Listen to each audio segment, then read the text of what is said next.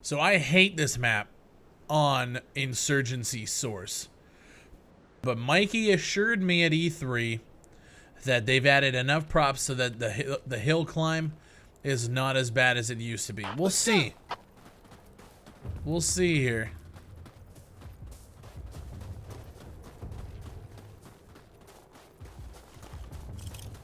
Shit, I don't have smokes.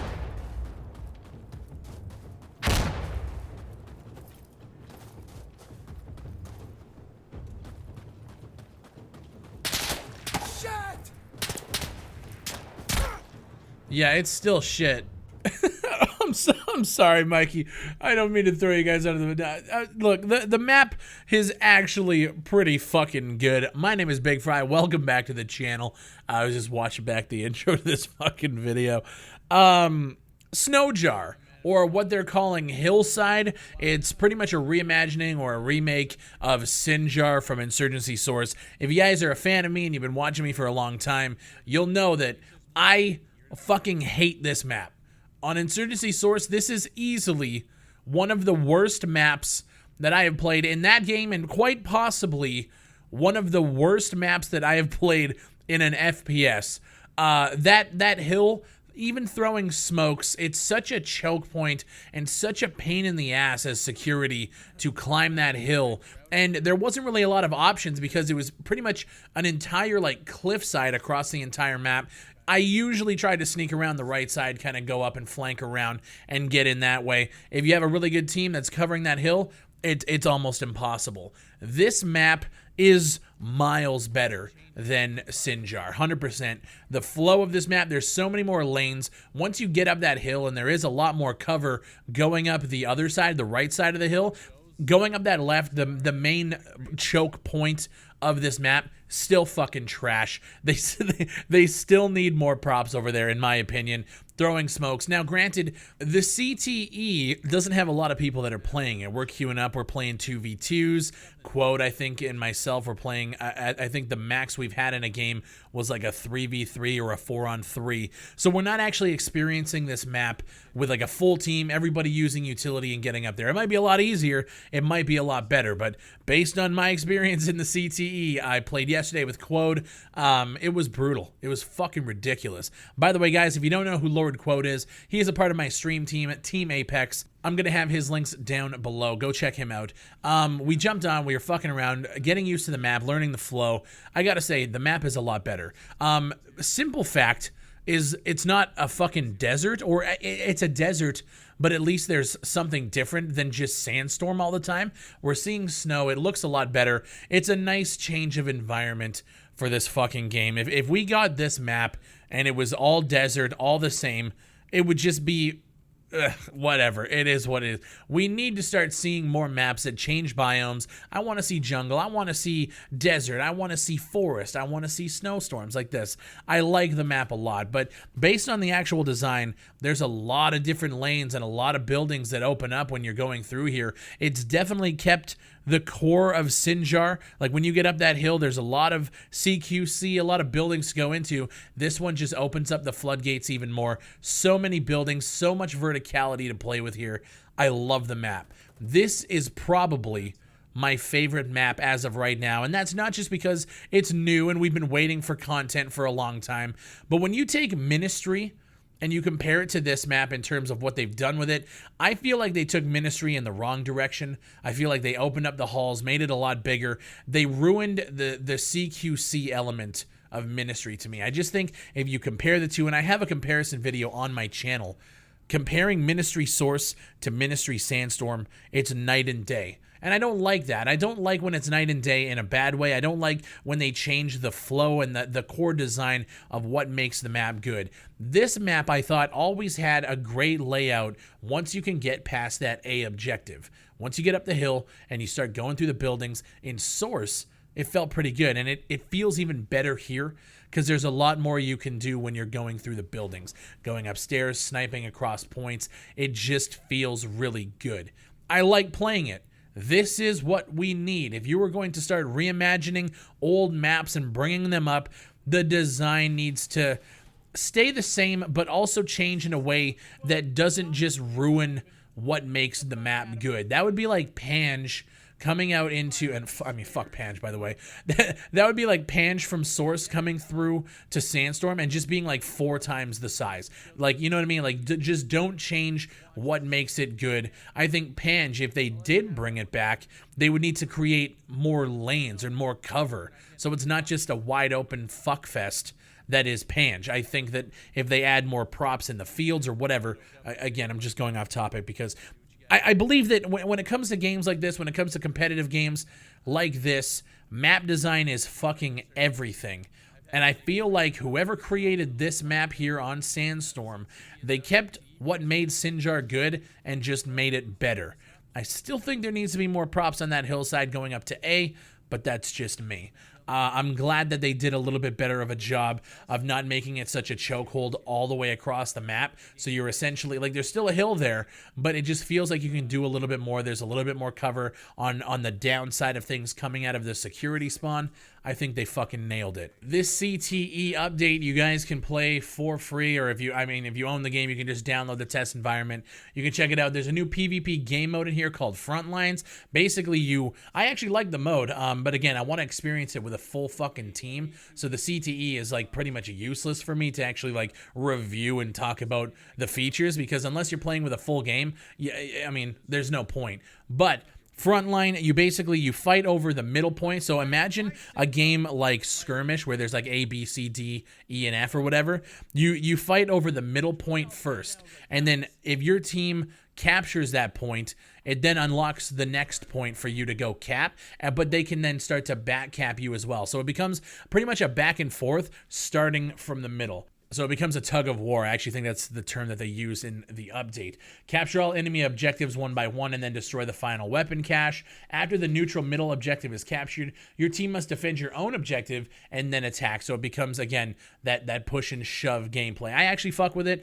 On Hillside, it feels pretty good. So they added 2 new light machine guns. I mean, they're kind of the same thing. You have the Galil on Insurgents, and then you have the Galil SAR, which I believe is semi-auto rifle for the security. Galil feels really good. The biggest thing outside of this, the hillside, the new map, they added the ability, and I want you guys to listen because this is super fucking important. They added the ability to stay in the game after the match is over and vote for the next map and play against the same group of people. This is one of the features that should have been there day one. And that's why I might feel a little bit combative here and a little bit salty because we're getting to the end of August and like I'm seeing this update come out and I'm like, this is great, but like if this was here at launch, it would have kept your players here a lot longer because the idea of queuing up for a match, playing the best of 3 or whatever the fuck it is, it's so quick and then it kicks you out to the main menu. Queue up again, playing with a new group of people. There's no community, and that's what Insurgency, that's what indie development should be about, especially when you're talking multiplayer. It's about the community. You want to keep people playing together. That's what made games like SOCOM so good back in the day. You were able to just jump into a lobby, play with the same people, and just fuck shit up all night. Everybody knew what server you were in, and it was awesome. They have that ability to at least keep us all together in the same game and vote for the next map. Should have been there day one. It's here now. Thank God. I've been waiting for this, and I've been actually bitching about it quite a bit over the last few months. Reading the patch notes, they've done a complete overhaul of the play menu and official matchmaking, which now uses playlist-based matchmaking instead of individualized matchmaking by game mode. This decision was made to give us room to add more game modes both this year and in 2020 without concern for splitting the player base or server hosting costs. Beautiful. Beautiful. They're prepping for the future, which is great. A playlist contains one or more similar modes. A player selects a playlist, searches for a match, and is put into a game in one of the game modes that the playlist features. So you don't find yourself queuing up for just Firefight anymore. You find yourself queuing up for, I believe it's Firefight and Skirmish. They're put into like one mode, or not one mode, but like one playlist that you queue up and you might get either or. That's cool. If that's the case, we need to make some changes to Firefight because I feel like Firefight is still too short of a game for casual, and we need to, I mean, we're never getting competitive back. Competitive in this game is fucking dead. So in order to play a longer Firefight game, you're kind of fucked. So if we're going to put them all together, let's make some changes to Firefight. I want to see those games just go a lot longer. In my opinion, that's just me. Moving on, they have this limited time playlist, which we're going to get into here. Basically, what it does is it offers unique gameplay that will be added and cycled through usually every 2 weeks without requiring a game update. These limited time playlists are meant to be an iteration of the arcade system. Limited time playlists will feature arcade-inspired game modes that will typically be derivative of existing modes but with special twists on gameplay. While they won't necessarily be as unique or fully produced as arcade modes like Frenzy or Team Deathmatch, they will come much more rapidly and outside of major content updates. Here's the kicker here. We aim to have one limited time co-op and one limited time versus playlist available at any time, staggered so that one switches out every week. And they go on to explain that it's basically the game modes that you have already, but just with different mutators, different tweaks. Hot Potato Firefight, here's an example here. Dead players drop a live frag grenade, hardcore push / frontline, decreased player speed but no equipment loss, all that stuff. Headshot only Team Deathmatch. Cool. That's awesome. Make sure that you live up to that 1 week or every week or whatever. You're going to have a different game mode. I'm curious to see if they're going to keep that up. Because I'll be honest with you guys, there's a lot of things that these guys have been talking about. The roadmap going into 2020, the night maps, the new game modes, all this stuff that we've seen. I did a video on the roadmap a long time ago. We've still yet to see a lot of those things be implemented in there, including hardcore firefight, including night maps, including new weapon attachments. Yeah, we're getting new weapons, and this is a nice step in that direction. That was back at E3, and now we're just starting to see the iterations here. I uninstalled the game. I'm not going to lie to you guys. I uninstalled it because I have been playing this game pretty fucking religiously since it launched, even before launch. And, like, I'm waiting for the night maps. I'm waiting for hardcore firefight. I'm waiting for all of these things that these guys have been talking about for what feels like months now. And now that the CTE is out, now we can start to see these updates come out. So I'm hoping that they start to come out a little bit more rapidly. I would love that because I love NWI. I love the game. I just needed a fucking break from playing the same shit over and over and over. The biggest thing that I think is driving me away from this game is the map rotation. I'm sitting there queuing up for the same fucking maps over and over and over and over. And I'm sitting there like, dude, I want to play like Refinery or something. And I'll play for like 3 hours and not get it in rotation. It's terrible.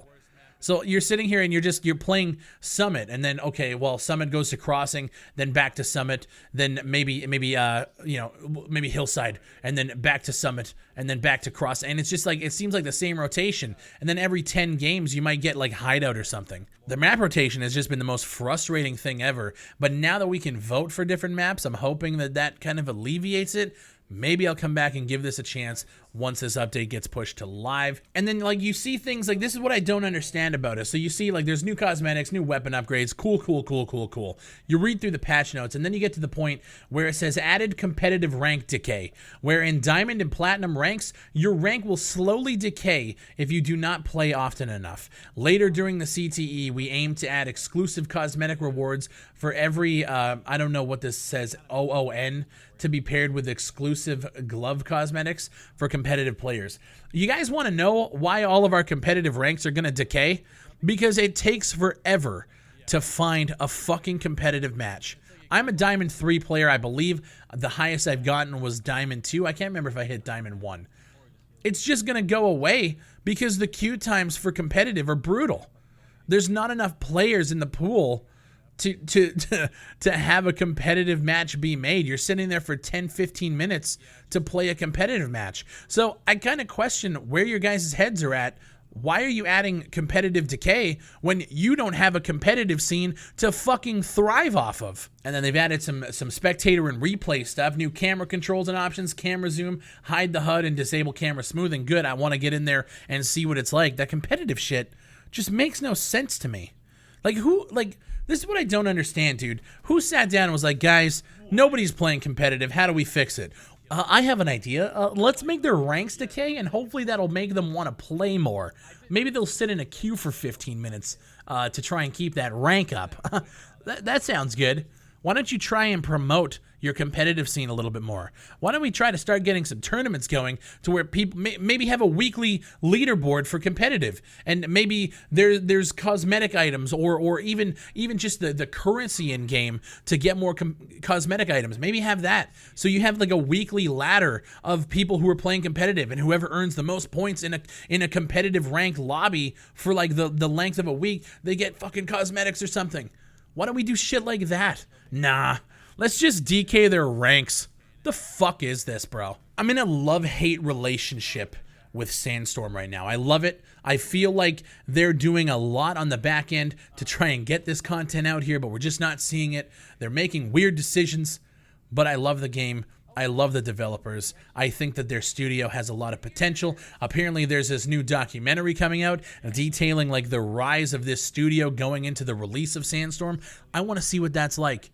I want to see it from their perspective. I want to get into the heads of these guys and figure out what the hell is actually going on. Because as far as I know now, the move to Calgary is almost complete. They're still apparently getting a few people to like move over to Canada and become like under one roof. I'm hoping once that happens, we start to see a cohesive push forward and a return to Insurgency Sandstorm. From the dev side, from the community side, there's a lot of things that this game needs. And right now, we're in this lull state of, is it going to happen? When's it going to happen? What's coming first? What's the order? And I'm kind of just getting sick of it. Let me know what you guys think down below. I know I have a lot of Insurgency Sandstorm fans here, and this was going to be an update about SINJAR, and then I just started rambling and getting everything off of my chest that I've been thinking about for the last, like, fucking 2 months. So let me know what you guys think. I'm very curious to hear from the community's perspective. Are you guys fucking with this? Are you guys playing it still? What do you think needs to happen in the next few months here? Because guess what? These guys still haven't released a console. Which, I mean, I'm not a console guy, but I know there's a lot of people that have been fucking badgering them on social media to do it. And they got Modern Warfare on the fucking heels. So, this has got to go right, man. This has got to be done. Execute perfection. Let me know what you guys think down below. If you guys enjoy the content, make sure you like and leave a comment. Share these videos with a friend on social media, Facebook, Twitter, whatever. And if you guys want to fuck with the channel on an even higher level, you guys can support for $1 a month by becoming a member. Click the join button down below or on my main page or however it works. There's one in the description as well. I appreciate you guys so much. Thank you for watching. My name is Bigfry, and I'll see you on the next one.